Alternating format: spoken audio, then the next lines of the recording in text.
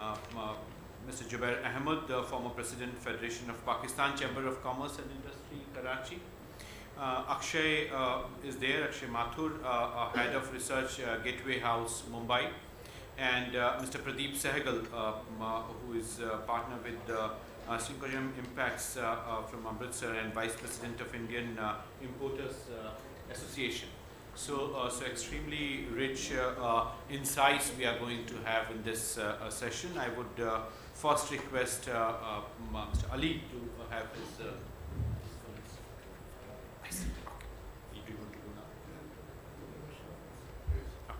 So slight change in the ordering. We would have Mr. Ahmed first, as his flight is sometime later in noon. So please. Thank you very much, and thank you, Mr. Ali, for allowing your talk to me. I'm sorry I'm hard pushed for time. Let me start off by making a statement to clear the atmosphere. Trade between India and Pakistan has never come to a standstill, even under the adverse circumstances, and it never will, because we, the business community of the two countries, have decided this, that the trade has to go on despite all the hiccups which come in our way. And inshallah we'll overcome them. And let me compliment ICRIER here for the good work they have been doing. I think it's a result of ICRIER hard work that today we are seeing such an August gathering, and yesterday also we had a lot of interaction. And my special thanks to Nisha Taneja, who has been the pioneer in this, in bringing the business community of India and Pakistan together at one platform. Thank you, Nisha ji. Let me start off by saying that we, the business people, we say 2 + 2 is equal to 4. The bureaucracy, they sometimes say 2 + 2 is equal to 3, and they even make you leave his wife. And the politicians, they'll add up and they'll say 2 + 2 is equal to 6. And we tend to believe that as well. There was a lot of hue and cry about the last visa protocol which was signed between India and Pakistan. And going through it, I'm going to read some of the headlines which were printed in your newspapers here, that liberalized visa regime between India and Pakistan is historic. Another one said, Pakistan Indian minister celebrate new visa deal. And this was getting a picture of Mr. Shinde and Mr. Rahman Malik in the papers. When I started off, I said 2 + 2 is equal to 4. Now let me say, why did I say 2 + 2 is equal to 3 and 5 as well? In this new visa regime, I'll just take one category, and I was seeing the comparison, and that is about the diplomatic visa. The diplomatic visa, now I'm going to read the comparison which is being Googled. No mention in the first category, the existing agreement which was before the revision said, there was no mention of time frame for issuing the visa. In the new category, new agreement, they said to be issued within a period not exceeding 30 days of application. The second thing in that old category was period of validity will be ordinarily 1 year. In the new agreement, it specifies that visa is valid for the place and duration of assignment. And for visiting, now see, here the catch come in. In the first one, it was for 1 year, but there was no restriction on it for the diplomats. But in this, the new one, for visiting other places, special permission shall be sought. Now we restricted the diplomats to the place of their posting, like in case of Pakistan to Islamabad, and in case of India to New Delhi. The other thing was in the same category, number 3 was single entry visa will be granted to high-ranking dignitaries. And the 4th one in the old one was the purpose of visit could be official, business or international conference. But in the new agreement they said such visa will be granted to high-ranking dignitaries holding diplomatic passport. So we have restricted that to the carriers of the diplomatic passports. And no special mention for the purpose of visit. That we have left it again to the discretion whether they want to give it to you or they don't want to give it to you. Then there is no mention of a time frame for issuing visas. That is the non-diplomatic visa. Now they say it's about 45 days from the date of submission of the application. The other thing is, let's skip all the others, visitors and all. They say 65 people above the age of 65 years, they'll be granted visa at the port. And that is only one, that is the Wagah Atari. No other place. If you come by air from Lahore to New Delhi, or you won't be entitled to that facility. We have restricted them to that port. Likewise, in visa, now let us see, do we really want to take benefit or we want to promote between the two countries? The basic thing is, for the trade to take place, there has to be interaction. There has to be meetings. All this movement becomes fruitless if we do not meet, we do not interact with each other. Then there was another category, and let me quote here Mr. Modi. I like his approach when in the Kathmandu summit, he talked about the business card. He said, why the goods? We talked about many things, I think, and they were basically, if we follow them and they are implemented, are definitely going to promote trade within the region. Why should the goods originating from Amritsar and have to go to Lahore? They have to first go to Bombay, and from Bombay to Dubey, and from Dubey they come back to Karachi, and Karachi they circuit back to Lahore. Look at the distance. And likewise, why should I be restricted to come through Wagah? And the example of Mr. Sikandar Khan, who was turned, he had a valid visa to travel to India. But then it was specified that he has to go either by air. Unfortunately, he didn't see that. He was to attend this conference. He came to Wagah, and from the Indian immigration side, he was turned back. There was another document, and now let me tell you, the Indian embassy, if I have to come from conference, the letter of your invitation should be valid for at least 45 days. They have given clear instructions to the courier company not to accept my documents if the letter is less than 45 days. You can put it in NTM category or whichever category you like, but that's the reality on ground. Another thing, let's talk about the SAARC.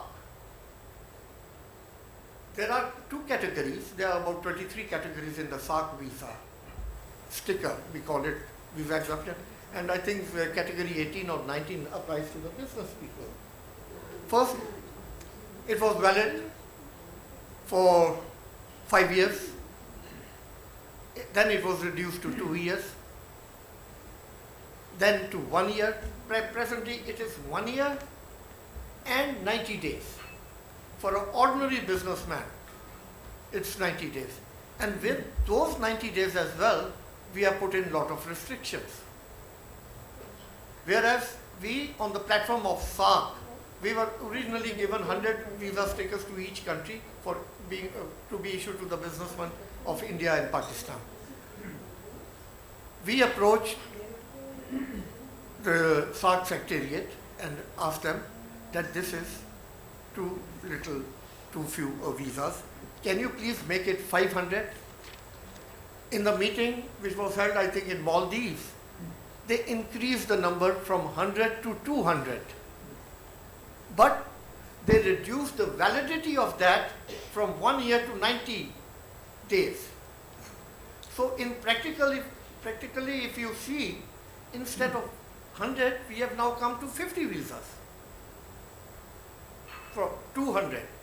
If you work it out, 200 visas valid for 1 year, 100 visas valid for 1 year and 200 visas valid for 90 days. So that practically brings down, we can only cater to about 50 people in a calendar year. So this is how it is working. Then they cite number of issues at the border as well. The bureaucracy, and I said in both the countries, I'm not isolating any one country, thinks of ways and means to create hurdles. This exemption, visa exemption stickers, which were issued by the SAARC, did not carry any restriction whatsoever. Now, when I came to Delhi by air, there was no restriction on me. And I had the chance to again travel to Delhi, but this time by foot.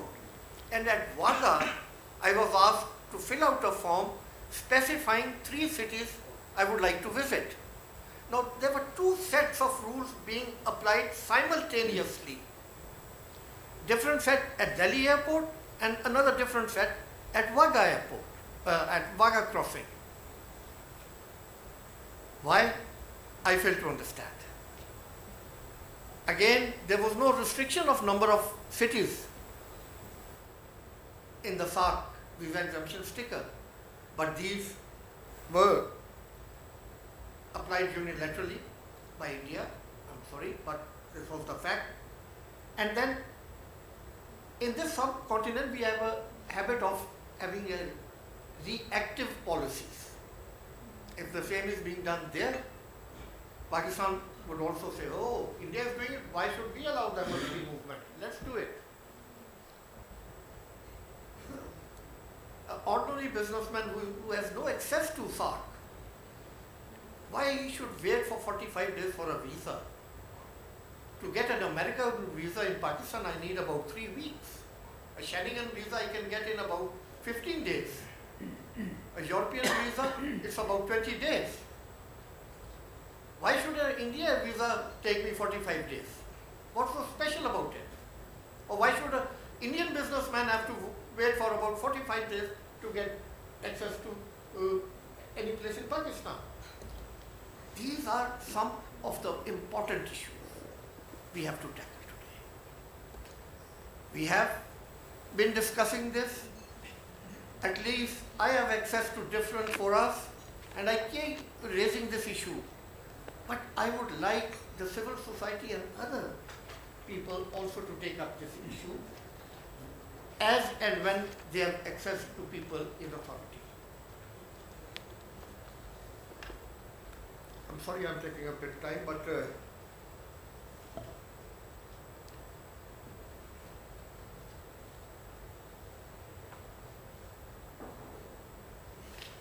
so what are we trying? Actually, are we trying to encourage the trade to take place between the 2 countries, or are we creating hurdles? Until and unless we allow free movement of people, only then free movement of goods can take place. I would suggest what was said by Mr. Moody, the introduction of a business card. Let's see it taking shape in reality. And let me quote here, before I conclude, what Dr. Mahathir Mohamad, the ex-Prime Minister of Malaysia, and I quote, business starts when business persons start meeting. If their meetings are hindered through strict regulatory environment, then the government should not talk about economic cooperation, unquote. With these observations, I leave it to my fellow speakers and audience to convey the message to the policymakers of both India and Pakistan to revisit their policy, adapt and adopt change, else change denies to accept you. Thank you very much. Thanks, Mr. Ahmed, for very insightful, and I think based on different experiences that you could bring out, the kind of policy proposals that are there and somehow aren't getting implemented. I would now invite former DG Bombay Chamber of Commerce and Industry, Mr. Atindra Sen. How much time do I have so that I can take less than that? Our session has to be, I think, about 3:10. Yeah, so I'll take, hopefully it shouldn't take much. Well, you know, I recall when Dukakis or one of these Democratic American contenders lost very badly to the Republican president, and there was this cartoon in the Boston Globe about two Harvard professors sitting down and chatting about obviously the results of the election, and he says, you know, Bill, I know you didn't vote for him, and I know you know that I didn't vote for him, so who are these guys who voted for him? The point is, we are preaching to the choir. All of us here are here because we love the idea of enhancing Indo-Pakistani trade. For 3 years, thanks to ICRIER, we are all trying to work on this, Nisha. And hats off to you for being the person with the finger on that, you know, on that dike, little hole there, holding up the flood and the deluge. So, what obviously we need to do is to enhance the number of people who are invested in this, or who feel that this is the right thing to do, this is the way to go. And how do we do that? Well, whenever I hear anything negative among my friend circle about Pakistan, I ask them, oh, you are so well informed. How many times have you been to Pakistan? Oh, never. How many Pakistani newspapers do you read? Oh, none. How many Pakistani TV channels do you watch? Are they available here? Yeah, the only one we watch is Zindagi. At least the wives watch it. Yeah, so do you think Zindagi is kind of, you know, why do they like Zindagi, and, you know, but you're not interested in finding anything else about Pakistan from the real source, by meeting the people? Doesn't occur to them that you got to meet the people. Now, how do you meet the people if there are no visas? Is this a conspiracy to keep people apart? I hope not. I hope not. There are members of the diplomatic service here who are better positioned to talk about what really goes on. Of course, I know about this reciprocity principle. Everything is reciprocal. But, you know, as Yashwant Sinha said, if they open 100% of their ports, will you open 100%? They have only one, you have 10. Reciprocity needs to be looked at in a very different way if we really mean business. Now, you know, formal trade, informal trade, there was a lot of talk yesterday. Informal trade is much more than formal trade. Obviously, formal trade is arm's length trade, for which you need institutions which allow for arm's trade length, where you don't know the person, but you still trust him. When that avenue is closed to you, you resort to informal trade, which is relational, which is mera bhatiji ka, bhanja ka, so and so hai, wo kar dega. So that's how we do informal trade. Wo Dubai mein ek baitha hua hai, wo kar dega sab. See, so the informal obviously impinges on the formal. I'm not saying that's happening on the visa sector. It cannot. Clearly cannot. I mean, the security agencies of the countries cannot allow that to happen. But what I am pleading for is that unless and until we have more people-to-people conversations, this thing will be difficult to move along. I'm not saying it will be impossible, but I think it's very difficult. We need to enlarge the size of those who are invested in this. How do we do it? Well, if it's only about businessmen traveling, then we won't be able to make much of a dent, I'm afraid, because they're going to find alternative means. People to people has to be much more than business to business. So one of the things it appears to me, we all read in our history books that every little child in India has learned about the great Indus Valley civilizations. Don't we ever feel like seeing what it is all about?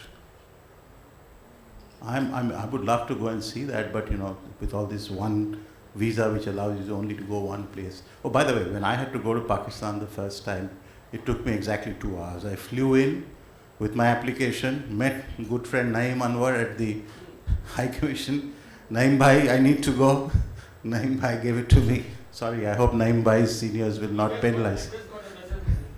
So he just did it in 2 hours. I took the next flight back to Bombay.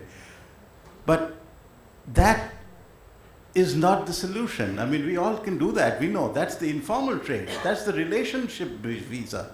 We don't need that. We need the formal way in which everybody can feel, if I need to go in a reasonable time, if I'm a reasonable person, if I fill up my forms, okay, I should get it. Now, I don't know why we want to stop this from happening. I really don't know. Unless there is something operating in the minds of people in India and Pakistan, which is to keep people apart. I cannot find any other. As they say, if it looks like collusion, if it smells like collusion, if it walks like collusion, it must be collusion. So if it smells like we are keeping people apart, if it looks like we are people keeping apart, then obviously we want to keep people apart. So what are some of the things? Look at the problem about not opening the consulates in Karachi and Bombay. Apparently, what I heard is it's because the Pakistanis refused to open a consulate anywhere except that Jinnah house. Now, if this is really true, I would sincerely ask the Pakistani people to please do a bypass, as it was said. Just because you open another consulate in some other building doesn't mean you have given up your right to do what you expect out of Jinnah house. You know that there is a Supreme Court battle going on between some people about that place. So it's just not conceivable that in the near future it's going to be a solution to get Jinnah house. Why can't you open a consulate somewhere else if this is the only thing that's stopping that from happening? I would, and similar, this is only one thing I know about. So, similar things maybe there on the Indian side, which is being very hard-nosed. We're trying to find, as my mentor, Mr. Ugandhar used to say, who's now more famous as Satya Nadela's father, he used to say, the problem with you is that you have a problem for every solution. And yesterday Mr. Sinha said, our bureaucracy loves to do that, find a problem for every solution. So we need to get over that mindset. Tourism would be an obvious, where ordinary people would like to go and see. So I would say, Pakistan, forget reciprocity. You just say that we are going to give out 1 lakh visas for the asking so that people can visit Nankana Sahib, so that people can visit Mohenjo-daro. We're just going to give it away. And let's see what happens. What's the reaction on the Indian side? Just shame them into it, okay? To my Pakistani friends. Okay. So here are my suggestions that act in a proactive manner. I can't appeal to the Pakistani side except in a forum like this. So I'm using it to appeal to you. Get out of this. You get out. Be noble. Be above the Indians. Don't ask for reciprocity. Just do it, as somebody said a little earlier. And I'll finally leave you with an anecdote. We love anecdotes in India and Pakistan. That moistens my eyes even every time I say it. This was my first visit to Pakistan, or maybe the second, and Majid Bhai would know because we were taken that delegation and we had set up a stall in the Karachi, and there were some Indian companies with us, and one of the companies was Hindustan Lever, which had taken the water purifier. And there was an enormous amount of interest in that because it didn't require electricity. So it's a telling comment also on the state of the electricity availability in Pakistan at that time. And people wanted to buy it, and of course they didn't have it to sell, so and there were always crowds in front of that stall. And then by the end of the day, the crowds melted away, and there was this woman who I was noticing had been there for a very long time. And she was just staying there, and when finally when the crowds moved out, this middle-aged woman, she was about 50 plus, whatever, and she was alone. And she went up to these two men who were from Hindustan Lever and said, the same question, can you sell it? They said, no, we can't sell it. Then she said, do you have some literature? And these people hadn't even taken much literature. They had just the brochure which they distribute with the product, and they had a few of those. So they said, well, you can see all the details in this little pamphlet, but I don't even think you can take it away, because tomorrow we are still here and people might ask for it. So she took the pamphlet, she didn't read it. She brought it to her nose, she closed her eyes, she smelt it, and she started crying. And she said, "Mere watan ka boo aap le aaya, khushboo le aaya." Ever since she had got married from India, went to Pakistan, neither she had been able to visit, nor her people had been able to visit her for donkey's years. They tried and tried and tried and failed. Those are the people who need visas, not businessmen. Thank you. Thanks, Mr. Singh, for your reflection on this. I think business has to expand, as Mr. Malik very rightly said.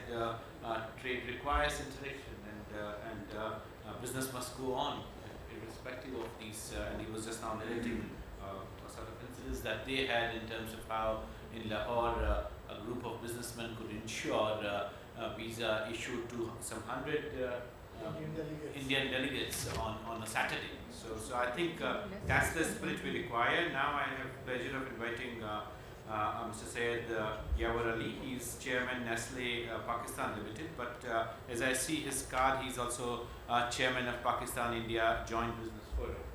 Mr. Sir. Thank you, Mr. Chairman, and thank ICRIER. I think they have raised a very key issue, the critical link, the visa link.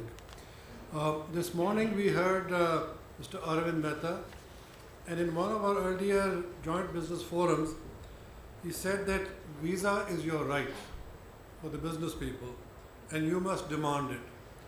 So I'll start with that and just go through the new visa regime, the highlights of it. This was signed on 8th of September 2012. And in this particular visa regime, they have reduced the transit visa from 72 hours to 36 hours. The group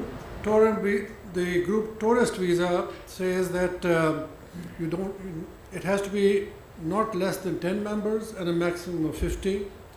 It has to be organized through approved operational agents, and the list exchanged by both the sides, and at least 45 days before commencement of the intended tour. Then the group transit visa is also available for students, for student exchanges for purpose of education. In my understanding, there have been very few tourist visas that have been utilized in the last 2.5 years. Then we have the visitor visa, which is open for relatives or friends and any other legitimate purpose. This is for 5 cities for a period of 6 months, and you can stay up to 3 months. And for senior citizens, I think the visa is valid for 2 years. Then we have the bona fide, we have the business visas, and you have to be a bona fide businessman, and they give certain categories depending on the income of the person and the annual turnover of the company. And this will be a 1 year, and for the lower category it's 1 year visa for 5 cities, And for the higher category, it's a 1 year multiple visa for 10 cities. And the higher category is exempt from police reporting. There is no mention of the lower category for police reporting. Then a new category emerged last time was the visa on arrival. And this is for people who are over 65 years old. And it's a single entry for 45 days. But the visa has to be filled in and online and submitted a few days before you travel. Now this has 2-3 very interesting implications. If you are 65 and your wife is 64, you can travel, but your wife can't travel. The other very important thing in this is that if you come to the Wagah-Atari border, you cannot go to Punjab. You have to go beyond Punjab. The visa is not valid for Punjab. And my friend who was sitting here was very helpful. My sister, who was about 80 or so, was traveling, and she was stopped at the border. And she was going to Chandigarh. And they said, you can't go. And then Mr. Pradeep Sehgal persuaded that, look, Chandigarh is Union territory. It's not part of Punjab. And he had to give a personal guarantee for her to travel. So these are some of the quirks that have come up. I'd just like to add a few suggestions. What is required? One, I think the first thing is that we need an annual review of the visa agreement. And in that review, we need to identify the bottlenecks and how to improve the current visa regime. And there must be an institutional mechanism to get feedback from the people who are traveling. You know, we do a lot in our customer business, like customer feedback or consumer feedback. And that's how you improve. The other, I think, important one is to introduce student visas. There is no category today as student. A third one is to introduce a work visa. And we have artists who come here, who perform here. And one of the artists, Mikal Hassan, who has a band, he says that a Pakistani cannot open a bank account here. So he cannot really officially transfer money through the banking channels. I also am on the board of Pakistan International Airlines, and I persuaded them to start a second flight from Lahore to Delhi, which they did for about 4 weeks. And each flight had less than 10 passengers because of the visa regime. And the overall seat factor is below